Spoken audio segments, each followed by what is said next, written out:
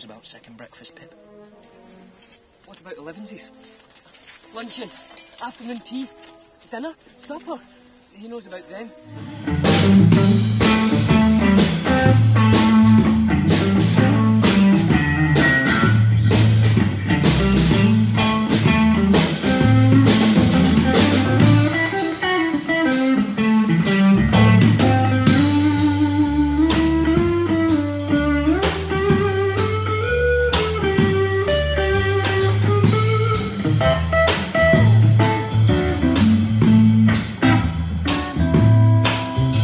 Come on in. This is Doug Foster from Aurochs Brewing Company.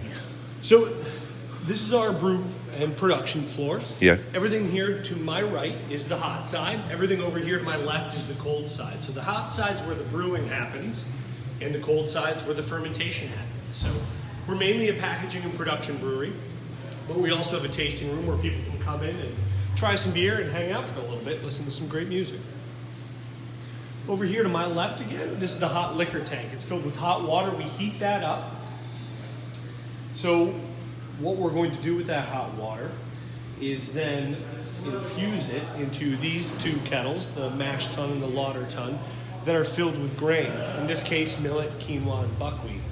And we're using that hot water, raising and lowering the temperatures, spinning and cycling all of the water through the grains to break down the cell structure, extract sugars and enzymes, and we end up with a very viscous, colorful, sugary liquid called wort.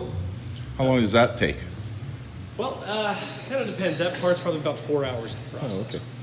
And then after we make our wort, we are left with what's called the spent grain, which is then picked up by some different farmers, and then the wort goes into our boil kettles. We have two boil kettles, a 14 and a 7-barrel boil kettle.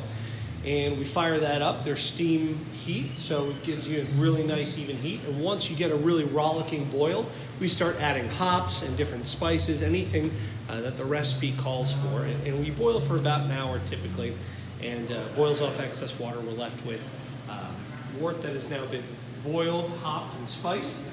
It then runs through this heat exchanger here, which is got a ton of surface area. You see all these plates, and so the wort's running through it at 200 plus degrees, and through the other side we run cold water, and because of all the surface area, it takes the wort from that 200 plus degrees down to 70 degrees without the water and the wort touching. And so the wort then runs through the other side of the heat exchanger over here to the cold side, to the fermentation tanks. With those fishing boats and the sails afloat, if only I could see what the very sunrise through sleeping eyes, how happy I'd be.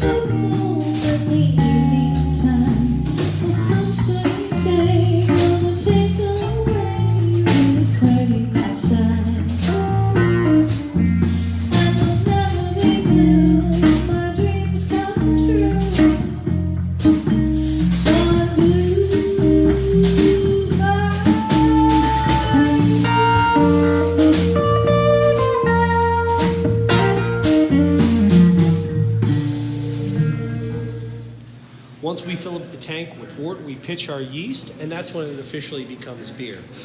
The yeast eat all of the sugars that we've extracted from the grains, and it creates alcohol, creates carbon dioxide, and it generates a lot of heat because there's a lot of energy being expended. Cool.